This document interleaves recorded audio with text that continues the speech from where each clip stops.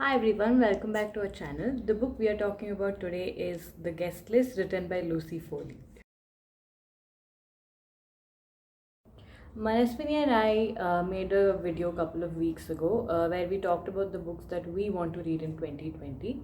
Each of us chose two books, and I had chosen The Guest List and Where the Crawdads Sing. So I'll be talking about The Guest List today. I chose The Guest List because it was recommended by Reese Witherspoon's book club. It's written by Lucy Foley. Lucy Foley is an Irish writer. She is known for writing two other suspense thrillers, one of them being The Hunting Party, which was an international bestseller. So, The Guest List is a classic whodunit. It revolves around a wedding which is set on an island in Ireland with an exclusive guest list. So, this island has no cell phone reception, and it's eerily cut off from the world and is isolated.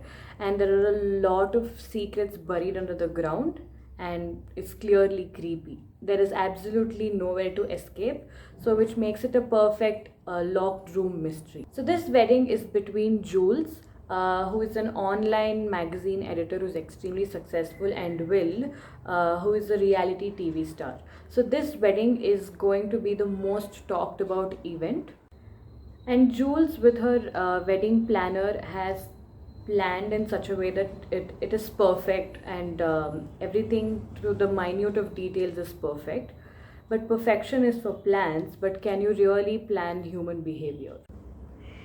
So the story starts off at the wedding party where there's a huge storm and the electricity is cut off and the guests are freaking out. And when the lights come back on, there's a dead body.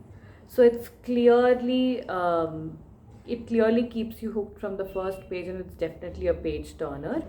And after the first chapter, the writer kind of navigates you and she takes you back in time, and then it all starts from the beginning. This novel has a different kind of narrative style. There are five narrators, and the perspective keeps alternating between them. The bride herself, Jules, the bridesmaid, Olivia, a plus one, Hannah, the groomsman, Jono, and the wedding planner. So it keeps alternating between them. But this kind of a narrative style can get confusing, but Lucy Foley has done a wonderful job. And the way the lives of these narrators intersect towards the end is amazing. So this story is about the characters more than the plot itself.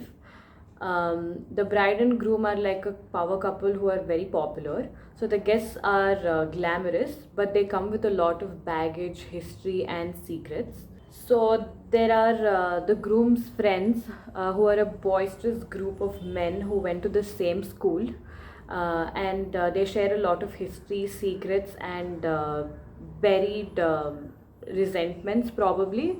And their long lost friendships are kind of rekindled, and they start a drinking game that they used to play at school, and this is getting wildly inappropriate, and they start getting inappropriately drunk, and it blows out of proportion and is getting violent. Then there's the bridesmaid who's going through her own thing, and everyone is worried for her by the things that she's doing in the wedding. There's a plus one who is in complete denial about her husband's feelings for somebody else. And then there's the bride herself, who is extremely anxious about the wedding, and she's probably getting cold feet at the last moment.